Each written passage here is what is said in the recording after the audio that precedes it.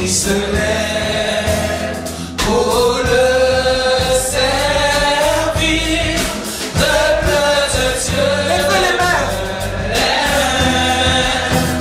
Pour l'adorer, peuple de Dieu, ouvre ta bouche. Dieu veut parler, c'est l'Esprit de Dieu qui l'emmène. Alléluia. L'entraîne ne sait pas, c'est l'Esprit de Dieu qui l'emmène. Alléluia.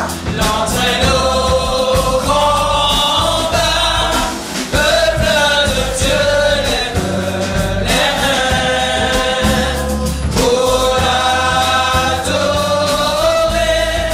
peuple de Dieu, ouvre Ta bouche. Tu veux parler.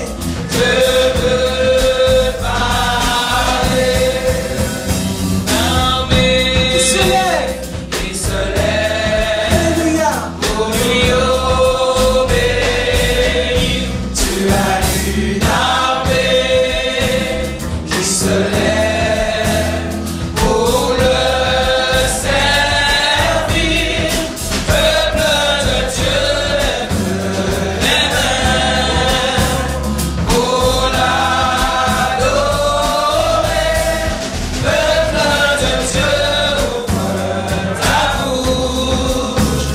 Dieu veut parler, peuple de Dieu, lève les mains pour l'adorer, peuple de Dieu, ouvre ta bouche. Dieu veut parler, oh oui, peuple de Dieu, lève les mains pour l'adorer, peuple de Dieu, ouvre ta bouche. Dieu veut parler. On va applaudir à la gloire de Dieu. Alléluia. Sois éternel.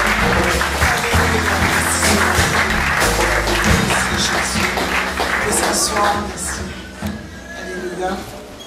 Ce matin, nous allons parler de la valeur, de la faveur de Dieu sur nos vies. De la valeur, de la faveur de Dieu sur nos vies. Et nous allons parler de deux femmes. Nous allons parler de deux femmes ce matin. Une qui avait déjà la grâce de Dieu sur elle et une qui a bénéficié de la grâce. Et cette première femme, nous allons parler déjà de celle qui avait déjà la faveur, la grâce de Dieu, la faveur de Dieu sur sa vie, la personne d'Anne, la maman de Samuel. Et nous allons faire une lecture dans 1 Samuel. C'est vrai que je suis un petit peu limitée par le temps, parce que je souhaiterais retourner chez nous, parce que nous avons un fils spirituel, que c'est son anniversaire ce matin, et ça m'embêterait de ne pas pouvoir lui souhaiter joyeux anniversaire. Donc on va essayer d'aller vite, bien sûr, selon la direction du Seigneur. Amen. Nous allons lire 1 Samuel 1er. Alléluia. Verset 8. Verset 8. Est-ce qu'il y a quelqu'un? Vas-y. 1 Samuel 1er, verset 8.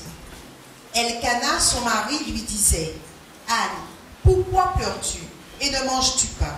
Pourquoi ton cœur est-il attristé? Est-ce que je ne vaux pas mieux pour toi que 10 fils? Continue. Anne se leva après que l'on eut mangé et bu à Silo. Le sacrificateur Élie était assis sur un siège près de l'un des poteaux du temple d'Israël. Et l'amertume dans l'âme, elle pria l'Éternel et versa des pleurs. Elle fit un vœu en disant: Éternel des armées, si tu daignes regarder l'affliction de ta servante, si tu te souviens de moi et n'oublie point ta servante, et si tu donnes à ta servante un enfant mâle, je le consacrerai à l'Éternel pour tous les jours de sa vie, et le rasoir ne passera point sur sa tête. Comme elle restait longtemps en prière devant l'Éternel, Élie observa sa bouche.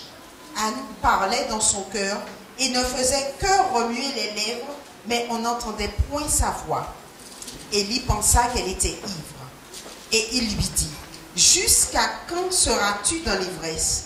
Fais passer ton vin. » Anne répondit, « Non, mon Seigneur, je suis une femme qui souffre en son cœur, et je n'ai bu ni vin, ni boissons énivrantes. Mais je répandais mon âme devant l'Éternel. Ne prends pas ta servante pour une femme pervertie, car c'est l'excès de ma douleur et de mon chagrin qui m'a fait parler jusqu'à présent. » Élie reprit la parole et dit, « Va en paix, et que le Dieu d'Israël exauce la prière que tu lui as adressée. » Elle lui dit, « Que ta servante trouve grâce à tes yeux. » Et cette femme s'en alla. Elle mangea, et son visage ne fut plus le même. Amen. Verset 20. Verset 20. Dans le cours de l'année, Anne devint enceinte, et elle enfanta un fils qu'elle nomma Samuel. Car, dit-elle, je l'ai demandé à l'Éternel. Amen. Amen. Alléluia.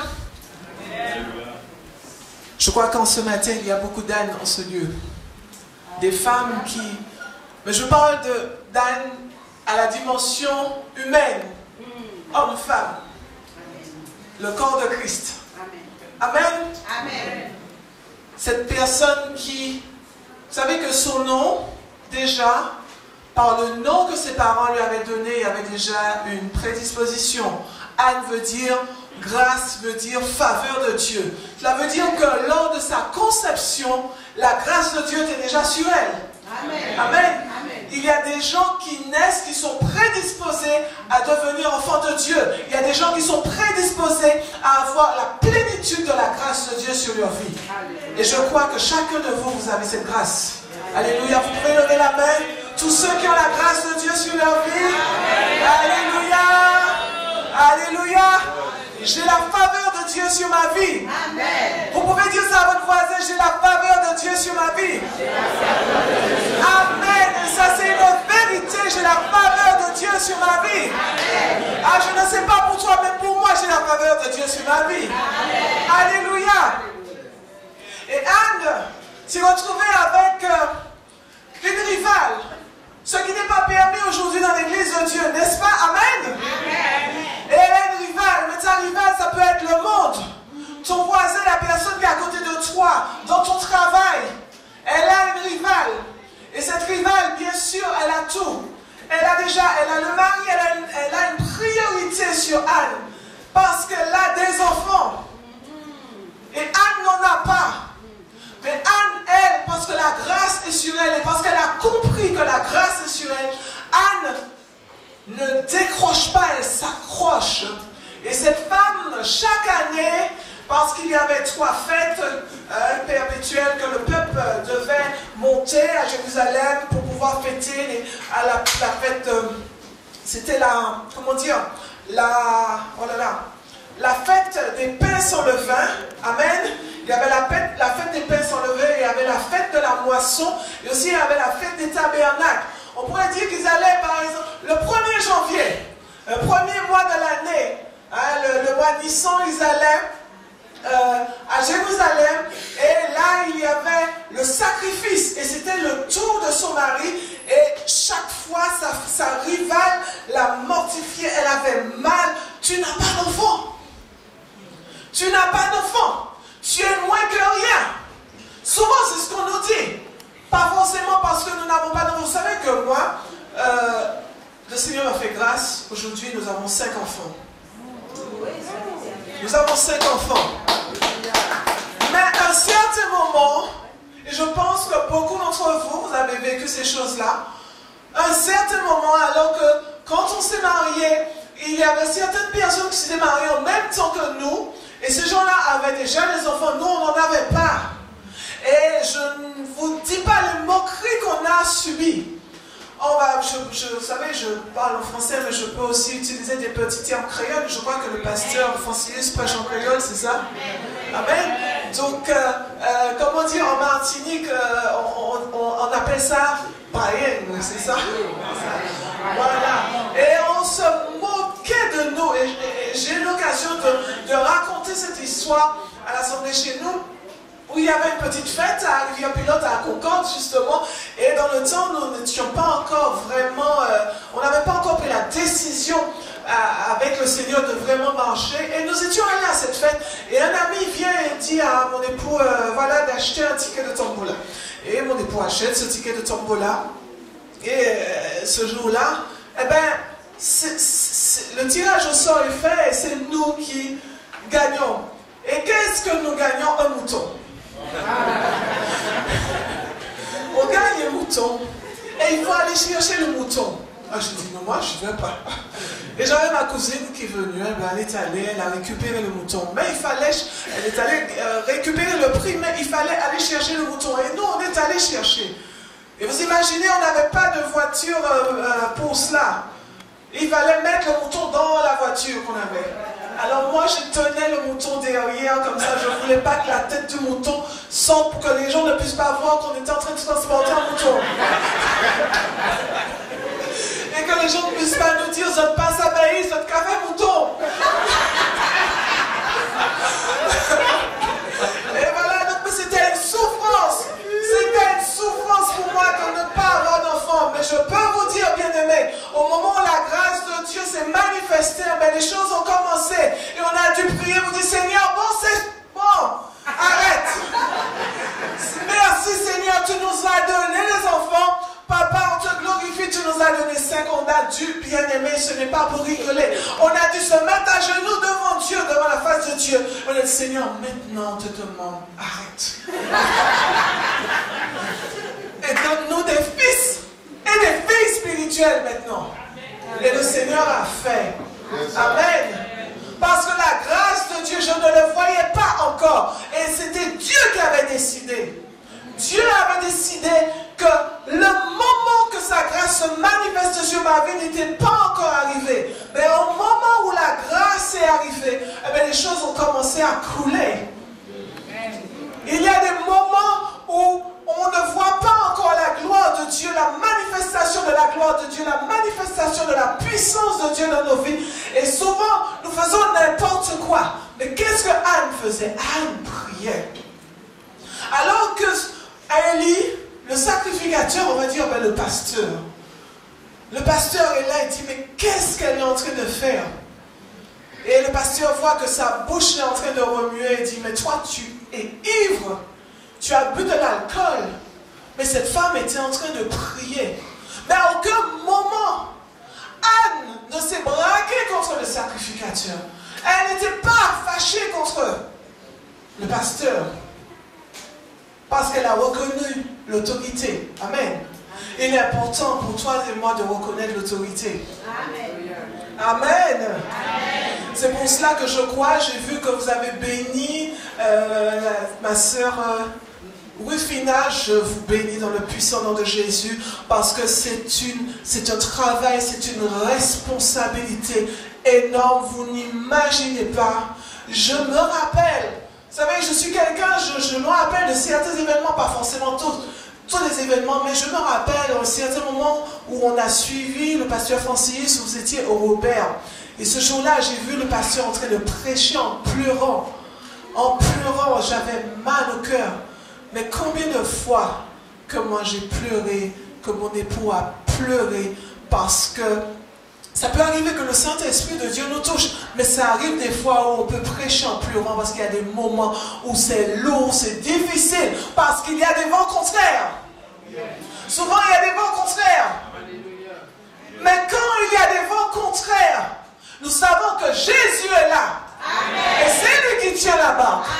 Parce que la grâce de Dieu est sur nous en Jésus. Amen. Le diable va chercher à renverser. Mais la gloire de Dieu est là. L'ennemi peut s'agiter. Mais Dieu est là. Et nous gardons le cap. Amen. Béni soit l'Éternel. Je disais que Anne, elle a tenu. Elle ne s'est pas découragée. Parce que la grâce était sur elle. Quand bien même qu'elle se sentait lâchée, elle sentait que tout autour d'elle lâchait. Elle avait opprimés. Souvent, nous avons la pression du monde. Le monde nous met la pression. Regardez-les. Ils ne sont pas libres.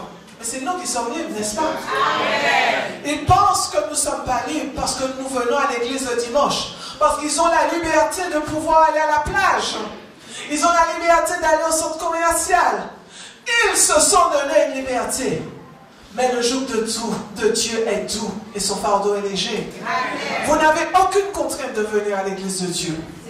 C'est le Saint-Esprit qui vous a emmené ce matin. Amen. Amen. Vous vous êtes réveillés avec la joie de venir dans la maison de Dieu. Vous vous êtes venus avec la joie de voir vos frères et sœurs. Amen. Il n'y a aucune contrainte. Il n'y a aucune obligation. Donc le monde pense avoir la liberté. Mais Christ nous dit que c'est pour la liberté qu'il nous a affranchis. Le monde se croit libre, mais c'est nous qui sommes libres. Amen. Amen, amen. Amen. Et Pénina n'a fait que se moquer d'Anne. Mais il y avait quelque chose qu'Anne avait, que Pénina n'avait pas. Pénina avait des enfants. Mais Anne vivait dans la grâce. Le monde a tout ce qu'il lui faut, ce qui frappe aux yeux. Mais vous, vous avez Christ. Amen. Amen. Vous avez Christ. Et c'est la plus grande des choses. Est-ce qu'il y a des gens ce matin ici qui n'ont pas encore fait la paix avec Christ? Tous vous êtes enfants de Dieu? Tous vous avez donné votre vie à Christ? Tous? On peut applaudir à la gloire de Dieu. Le pasteur Francilus, c'est le pasteur de grâce. Amen. Nous irons maintenant dans le livre de 2 rois. 2 rois.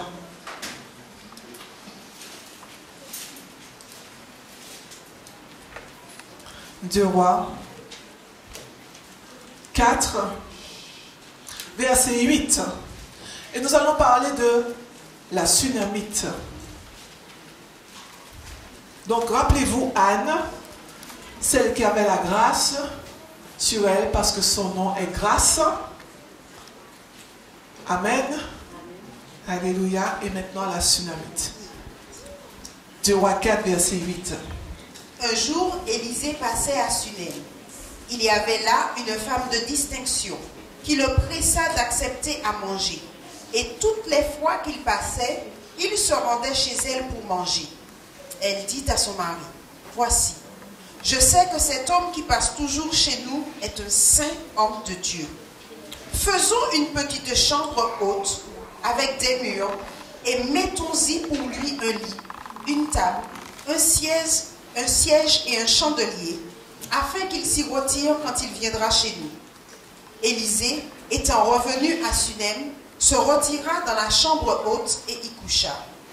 Il dit à Géasi, son serviteur, « Appelle cette Sunamite. » Géasi l'appela et elle se présenta devant lui.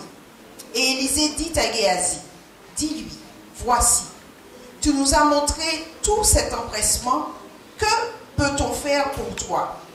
Faut-il parler pour toi au roi ou au chef de l'armée? » Elle répondit, « J'habite au milieu de mon peuple. » Et il dit, « Que faire pour elle? » Géasi répondit, « Mais elle n'a point de fils, et son mari est vieux. » Et il dit, « Appelle-la. » Géasi l'appela, et elle se présenta à la porte.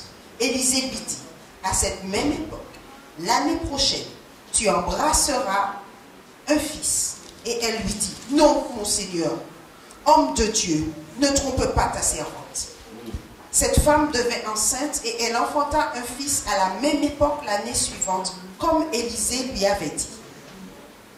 Amen. Amen. Voyez 2 femmes, comme je vous disais, une qui n'en avait pas, parce que Dieu lui-même, la Bible dit que c'est Dieu lui-même qui l'a rendue stérile pour un temps, et une autre femme qui n'était pas stérile, mais il dit que son mari était âgé, on ne sait pas combien de temps, si elle s'est mariée avec lui alors qu'il avait déjà un âge avancé, on ne sait pas. Mais en tout cas, on dit que cette femme était une femme de distinction. C'était quelqu'un qui avait une position dans la société. Et peut-être que sa position ne lui donnait pas le désir d'avoir un enfant.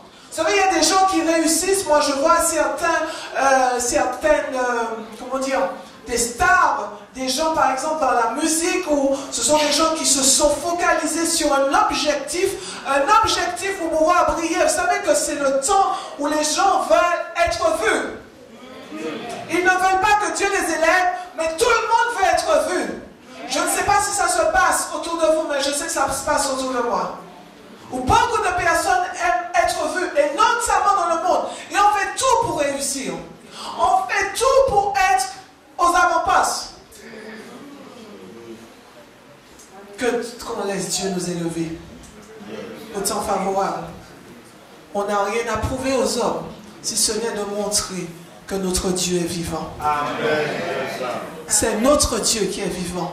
Et si je vis, ce n'est plus moi qui vis, c'est Christ qui vit en moi. Et quand tu me vois, tu ne dois pas me voir moi. Parce que si tu me vois moi, il y a un problème. Et tu me mets en problème. Tu dois voir Christ d'abord. Et Christ brille en moi. Amen. Dis ça à ton voisin, je vois Christ en toi. Quand je te vois, je vois Christ en toi. Amen. Et cette femme avait une position, comme je vous disais. Elle avait les moyens. Et elle reconnaît un homme de Dieu. Elle reconnaît qu'Élisée est un homme de Dieu. Et voilà, elle décide de recevoir cet homme de Dieu chaque fois qu'il passait à Sunem.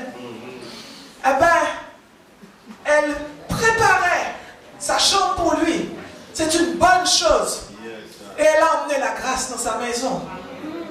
Elle a emmené la grâce, elle a emmené la bénédiction, elle a emmené la faveur de Dieu dans sa maison. Amen. Et cette femme n'avait pas forcément envie d'avoir un enfant. Et voilà, Élisée dit, mais qu'est-ce que je peux faire pour elle? Et son serviteur Géasi, qui n'est pas forcément un exemple. Hein? Amen. Je ne crois pas qu'il faudrait que vous ayez des Géasi à côté de vous. Amen. Et voilà, et Géasi propose une solution. Ben, elle n'a pas d'enfant. Vous savez, j'ai beaucoup étudié l'histoire d'Élisée et dernièrement on en a parlé. Vous savez qu'on parle de la double portion. Élisée a reçu la double portion d'Élie. Vous savez, je préfère l'onction d'Élie. Pourquoi? Parce que Élie, quand il parlait, il disait, moi, Élie, le serviteur de l'Éternel. Il proclamait toujours qu'il était serviteur de l'Éternel. Mais vous savez que Élisée n'a pas proclamé que l'Éternel était son Dieu au premier abord. Il n'a pas proclamé. Il a fallu qu'il rencontre les oppositions, qu'il rencontre des épreuves et qu'il reconnaisse que l'Éternel, on va le lire. On va le lire dans 2 Rois 3. Vous savez que lorsque les enfants de Bethel sont allés se moquer d'Élisée, alors beaucoup utilisent cela maintenant. Je suis roi, je suis serviteur de Dieu, et voilà, j'ai le droit de proclamer les malédictions. Vous savez qu'il y a des gens qui font ça, qui proclament des malédictions sur d'autres personnes. Dieu nous a donné une bouche pour bénir. Et même pour bénir ceux qui nous persécutent. Vous savez, quand on bénit du fond de notre cœur celui qui nous persécute, eh bien, on laisse Dieu s'occuper de la personne. Mais si on fait justice nous-mêmes, eh bien, tu as déjà fait justice toi-même. Dieu ne va pas agir encore. Amen. On ira dans 2 Rois. Donc je disais que ce n'était pas forcément une bonne chose quand Élisée a maudit les enfants de Bethel. On ira dans 2 Rois 3. 2 Rois 3, à partir du verset 9. 2 Rois 3, verset 9. Le roi d'Israël, le roi de Juda et le roi d'Édom partirent. Et après une marche de 7 jours, ils manquèrent d'eau pour l'armée et pour les bêtes qui la suivaient. Alors le roi d'Israël dit, hélas, l'Éternel a appelé ces 3 rois pour les livrer aux mains de Moab. Mais Josaphat dit, n'y a-t-il ici aucun prophète de l'Éternel par qui nous puissions consulter l'Éternel? L'un des serviteurs du roi d'Israël répondit, il y a ici Élisée, fils de Shaphat, qui versait l'eau pour les mains d'Élie. Et Josaphat dit, La parole de l'Éternel est avec lui. Le roi d'Israël, Josaphat, et le roi d'Édom descendirent auprès de lui. Élisée dit au roi d'Israël, « Qu'y a-t-il entre moi et toi? Va vers les prophètes de ton père et vers les prophètes de ta mère. » Et le roi d'Israël lui dit, « Non, car l'Éternel a appelé ces 3 rois pour les livrer entre les mains de Moab. » Élisée dit, « L'Éternel des armées, dont je suis le serviteur, est vivant. Si je n'avais égard à Josaphat, roi de Juda, je ne ferais aucune attention à toi et je ne regarderai pas. » Amen. C'est à ce moment-là qu'Élisée a dit, qu'il a déclaré. Vous savez que vous ne pouvez pas dire que vous êtes enfant de Dieu tant que dans votre bouche, vous ne confessez pas que vous avez donné votre vie à Christ. Si vous ne passez pas, beaucoup de personnes aujourd'hui disent « Je suis enfant de Dieu », n'est-ce pas? Allez dire à quelqu'un aujourd'hui qui n'est pas enfant de Dieu. Et cette personne va vous dire « Mais pour qui vous prenez? Tous les habitants de la terre, tous les hommes sont des enfants de Dieu. » Non. Nous savons en tant qu'enfants de Dieu que pour être enfant de Dieu, il faut le déclarer. Il faut déclarer, Seigneur, maintenant je te donne ma vie, je te donne mon cœur, je te donne mon âme. Je te reçois comme Seigneur et Sauveur de ma vie. Et j'accepte d'obéir à ta parole, de passer par les eaux du baptême. Là, tu deviens enfant de Dieu. Avant, tu es créature de Dieu. Et Élisée n'avait pas encore déclaré qu'il était serviteur de l'Éternel. Parce qu'il est dit dans 2 Rois 2, verset 12. Vas-y, ma soeur. 2 Rois 2, verset 12. Élisée regardait et criait, mon père, char d'Israël et sa cavalerie. Et il ne le vit plus. Saisissant alors ses vêtements, il les déchira en 2 morceaux. Continue. Et il releva le manteau d'Élie, le manteau qu'Élie avait laissé tomber. Puis il retourna et s'arrêta au bord du Jourdain. Continue. Il prit le manteau qu'Élie avait laissé tomber et il en frappa les eaux et dit, « Où est l'Éternel, le Dieu d'Élie ?» Lui aussi, il frappa les eaux qui se partagèrent ça et là, et Élisée passa. Amen. Le manteau, l'onction était là. Où est Dieu? Qu'est-ce qu'il a dit? Où est l'Éternel, le Dieu d'Élie? Et il n'était pas encore son Dieu. Mais nous voyons dans 2 Rois 3, verset 14, là, Élisée déclare l'Éternel des armées dont je suis le serviteur est vivant. C'est une déclaration et c'est une proclamation. Ce matin, je proclame que je suis serviteur et servant de l'Éternel. Proclamons cela. Nous sommes serviteurs et servants de l'Éternel. Proclamez cela plus fort. Plus fort. Il faut que les démons l'entendent. Vous êtes serviteurs et servants de l'Éternel. Amen. Alléluia. Et cette femme, cette Sunamite, a reconnu qu'Élisée était un roi de l'Éternel. Vous aussi, vous devez reconnaître aussi vos autorités. Vous devez reconnaître l'onction que Dieu a déposée sur vos autorités. Amen. Amen, amen. Amen. Béni soit l'Éternel.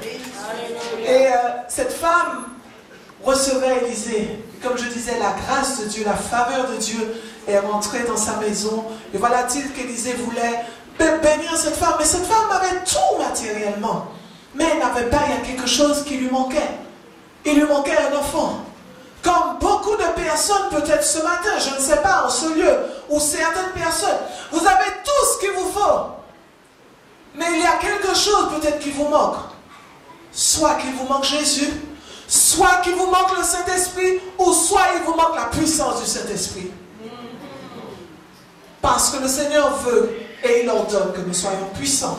Amen. Et comme la sœur disait, on nous a tellement brimés, on nous a tellement oppressés, mais que l'esprit de religiosité soit renversé au nom de Jésus. Amen. On nous a éduqués, et c'est vrai que c'est pour ça que moi j'aime beaucoup toutes les versions bibliques. Je les compare afin de mieux comprendre les Écritures. Combien de fois, parce que moi j'ai été enseignement, cette doctrine de ce que la femme devait se taire. Moi, j'ai connu ma mère à faire l'école du dimanche. C'était une abomination qu'une femme se tienne derrière la chair, mais ce n'était pas possible. J'ai connu ma grande-tante qui avait la possibilité, ma grande-tante et ma grand-mère, qui avaient la possibilité de venir devant la chair pour présenter un enfant. Et c'était un petit peu comme ça dans le temps, où quand il y avait un enfant à présenter, c'était les sœurs qui venaient devant la chair pour pouvoir présenter cet enfant. Et les sœurs, bien sûr, balayaient la salle, les sœurs mettaient les fleurs, les sœurs enseignaient aux enfants. Mais il n'était pas question, jusqu'à présent, là où j'ai grandi, il n'était pas question qu'une femme tienne un micro et parle de Dieu. Mais Jésus m'a dit qu'il n'est plus au tombeau, il est ressuscité. Amen. Ça, c'est le message. Amen. Et pendant longtemps, j'ai combattu cela. Je disais, mais Seigneur, mais j'ai eu l'occasion de partager certaines choses avec ma soeur Liliane. Mais c'est pas possible, Seigneur, mais comment je vais faire? Et je me rappelle même lorsque le Seigneur m'a appelé, je me suis battue avec Dieu. Je me suis battue avec Dieu parce que je ne voulais pas. Je ne voulais pas obéir. Mais le Seigneur a créé des situations pour m'obliger à entrer dans la vision. Il m'a obligé, il m'a dit tu vas aller parce que ce n'est pas un homme qui t'a appelé, mais c'est moi qui t'ai appelé. Alors tu vas aller, peu importe ce que les hommes diront. Parce que vous savez, parce que votre pasteur accepte que le ministère de la femme soit libéré, alors il y a la liberté de l'esprit en ce lieu. Mais si moi je vais dans une assemblée où il n'y a pas cette liberté, je vais sentir la pression. De toute façon, l'onction ne sera pas là. Parce qu'il y aura des puissances d'opposition et je vais recevoir des flèches. Vous savez, lorsque vous prêchez et que vous recevez des flèches, s'il n'y a pas une embuscade d'intercession pour vous, l'ennemi vous démonte et vous n'êtes plus dans l'esprit, vous êtes dans la chair. Et l'esprit de Dieu ne peut pas parler. Amen. C'est pour la liberté que Christ m'a affranchi. Amen, amen. Et je reviens un petit peu à mon sujet de base où la Sunamite, elle a reçu cet homme, Élisée, et la grâce de Dieu est venue dans sa maison, mais la grâce de Dieu n'était pas sur sa vie. Elle a eu cette bénédiction un an après parce que c'est un prophète. Et si c'est un prophète, tout ce que Dieu dit au travers de sa bouche s'accomplit. C'est pour ça, faites attention aux faux prophètes. Faites attention parce qu'il y en a beaucoup dans ces temps. Et il y en a beaucoup dans ces temps. Et ils sont là pour ravir. Vous savez, les faux prophètes, eux, ils ne montent pas d'église. Ils sont là pour voler. Ils passent voler. Ce sont des voleurs d'âmes. Parce que leur but n'est pas de travailler. Ils ne travaillent pas. Ils sont là pour rafler. Et au moment où ils sont passés pour rafler, pour détourner, ils partent. Ce sont des loups. Et faites attention aux loups. Il y a beaucoup de loups dans ces temps. Ayez le discernement. Et soyez à l'écoute des instructions que vos pasteurs vous donnent. Si Dieu les a établis pour vous, au-dessus de vous, il sait pourquoi. Amen. Parce qu'un pasteur est là pour ses brebis. Il sait quand une brebis a mal. Il sait quand une brebis souffre. Il connaît, il voit, il observe. Si vous n'êtes pas là dimanche matin, si vous n'êtes pas là la semaine, il sait. Et il va chercher à savoir pourquoi vous n'êtes pas là. Mais les loups, ils se moquent. Tout ce qui les intéresse, c'est de vous sucer et de prendre tout ce que vous avez. Amen. Cette femme a reconnu qu'Élisée était un prophète. Et la grâce de Dieu, elle a profité de cette grâce, elle a eu cet enfant. Mais vous savez, ce n'était pas forcément le désir de son cœur d'avoir un enfant. Et vous savez, lorsque ce n'est pas le désir de notre cœur de... vous savez que lorsque la Bible nous dit, fais de l'Éternel, l'Éternel donnera ce que ton cœur désire. Mais son cœur, le vœu de son cœur, ce n'était pas forcément d'avoir des enfants. Parce que cette femme avait tout ce qu'il lui fallait. Mais Dieu, à la parole du prophète, lui a donné cette bénédiction, cet enfant. Et voilà-t-il que cet enfant vient, il tombe malade. Et là, elle comprend qu'il y a un danger. Son enfant va mourir. Et elle part de Sunem. Elle fait pratiquement 30 km. Vous savez, aujourd'hui, on ne veut plus sortir de petit bout à petit bout pour venir à l'église. Où nous, on est à Sainte-Luce, de Sainte-Luce à Sainte-Luce. Si tu n'as pas une voiture, tu ne viens pas. Beaucoup de personnes ne vont pas à l'église. Oui, frère et sœur, tu n'es pas venu me chercher. Si tu aimes Jésus, tu viens. Si tu aimes Jésus, tu viens. Tu ne regardes pas la distance, tu viens.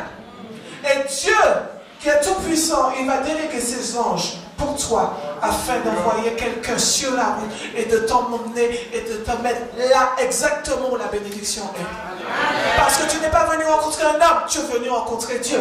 Tu es venu adorer le Seigneur. Tu es venu passer un temps dans la communion fraternelle. Tu n'es pas venu pour le pasteur Francius, Amen, ni son épouse. Tu es venu parce que tu aimes Dieu. Amen. Et cette femme a fait, vous imaginer, en plus, un âne. Vous savez qu'est-ce que c'est un âne? Bourrique. Ça veut dire qu'à certains moments, il s'arrête, une ânesse. En plus. Qui n'a pas la, vous savez, nous n'avons pas les mêmes capacités physiques que les hommes. L'homme a la force là dans les bras. La femme a la force dans les jambes. Moi, je ne sais pas là où la nièce a sa force. Ça veut dire que quand c'est bourrique, c'est bourrique. Ça n'avance pas. 30 km pour aller chercher l'homme de Dieu sur un mont, une montagne. Je ne sais pas à quel niveau de la montagne qu'Élisée habitait. Mais je ne sais pas non plus la route de Sunem au Mont Carmel. Mais il y avait sans doute des vallées. Monter, descendre. Et après, elle la fatigue, parce que l'âne est fatigué. L'âne ne veut plus aller, mais il faut monter.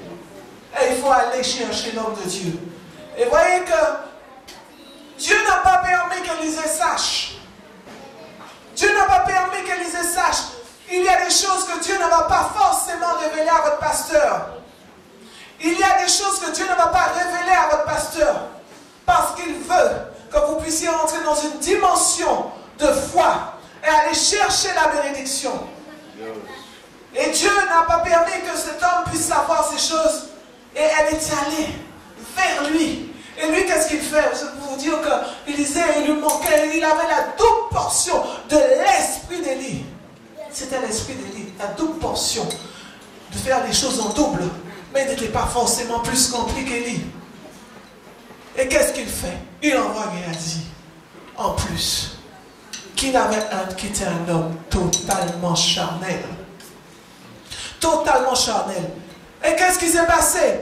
Rien ne s'est passé lorsque Géasi a posé le bâton sur l'enfant. La vie n'est pas revenue parce qu'il est important que tu dois être rempli de l'esprit pour que le miracle puisse se produire. Amen. C'est pour cela que nous devons avoir une vie remplie de l'esprit.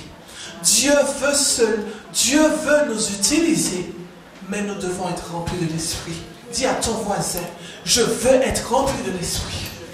Je veux être rempli de l'esprit de Dieu. Amen. Rien ne se passe. Mais il faut que l'homme de Dieu puisse aller lui-même.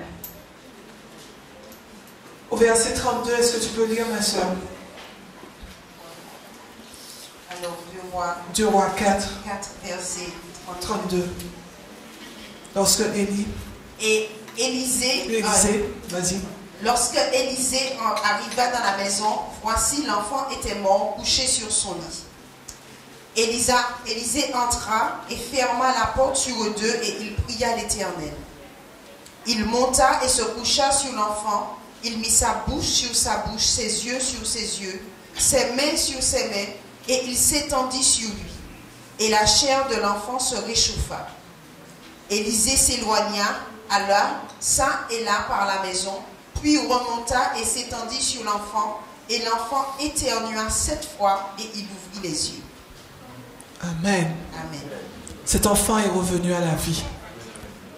Vous savez, cette femme est allée, elle a fait des kilomètres, plus de 30 kilomètres, pour aller vers l'homme de Dieu, parce qu'elle savait qu'elle allait profiter encore de cette grâce et que son enfant allait revenir à la vie.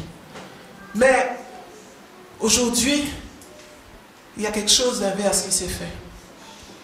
Jésus, lui, il a traversé des années-lumière.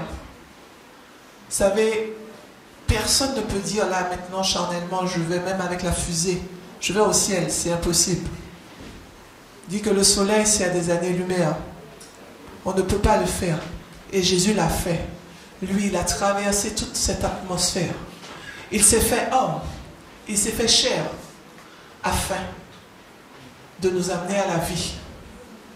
Afin que nous puissions vivre avec lui. Parce qu'en sa mort, nous sommes tous ressuscités. Il nous a guéris. Il nous a restaurés. Il nous a délivrés. Il nous a donné une famille. Il nous a donné une maison. Il nous a donné un lieu où nous pouvons entendre sa parole. N'est-ce pas? Vous savez, ne négligeons pas la grâce que Dieu nous fait. Nous qui sommes vraiment des privilégiés de cette grâce. Il y a des peuples, il y a des nations qui sont obligés de se cacher pour pouvoir servir Dieu, pour pouvoir prier. Mais je peux vous dire, ils sont puissants. Il y a des prodiges et des miracles qui se font au travers de ces gens qui se cachent pour prier, qui se cachent pour jeûner, qui se cachent pour servir Dieu. Et nous avons cette liberté de pouvoir librement, sans crainte, sans peur de ce qu'on viendrait mettre une bombe dans le lieu où nous sommes pour nous exploser. Nous sommes tranquilles, n'est-ce pas? Nous sommes tranquilles en Martinique pour l'instant. Dieu veut que nous puissions monter en puissance. Dieu veut que nous puissions changer notre manière de fonctionner. Nous sommes trop dans l'habitude, dans la routine, dans la désinvolture. Nous manquons trop de zèle. Souvent, le culte commence à une certaine heure. Et on n'est pas au rendez-vous à l'heure. On se réveille, c'est le jour, le dimanche, on se réveille le plus tard. C'est le jour qu'on est prêt à faire la grâce matinée, alors que normalement, les enfants de Dieu n'ont pas faire la grâce matinée parce que tu as rendez-vous avec ton Dieu. Tu dois te lever très tôt. Un soldat, il est debout tôt. Et il est au combat. Amen. Et souvent, c'est le jour qu'on est beaucoup plus cool, plus à l'aise. Et on n'a pas trop envie que le pasteur fasse des réprimandes. Vous dites, mais le pasteur ne comprend pas. J'ai mes affaires à faire. Hein? Alors que tu n'as pas rendez-vous avec le pasteur. Tu as rendez-vous avec Dieu. Tu as rendez-vous avec Jésus. Amen. Jésus a laissé son trône de gloire. Il a décidé de descendre, de venir sur cette terre et de porter le sacrifice, de recevoir les coups, de recevoir des injures, d'être lapidé, d'être maltraité, d'être blasphémé à cause de toi et moi. Amen. Afin que tu ne puisses pas seulement profiter de la grâce, mais que tu puisses vivre dans la grâce. Amen. C'est ce que j'avais à partager avec vous ce matin. Alors, je vais laisser la place au pasteur. S'il y a quelqu'un qui sent que vous avez... Si cette personne sent que Dieu vous a béni, Dieu vous a béni, il vous a donné une famille, il vous a donné des enfants, il vous a donné du travail, il vous a donné une bonne santé, mais il vous manque quelque chose. Vous profitez de la grâce, mais vous ne vivez pas vraiment la grâce de Dieu. Alors ils vont prier avec vous. Je vais vous demander de vous lever. Je demandais à l'équipe de louanges, si possible, de venir et je vais laisser la place au pasteur. Soyez bénis au nom de Jésus.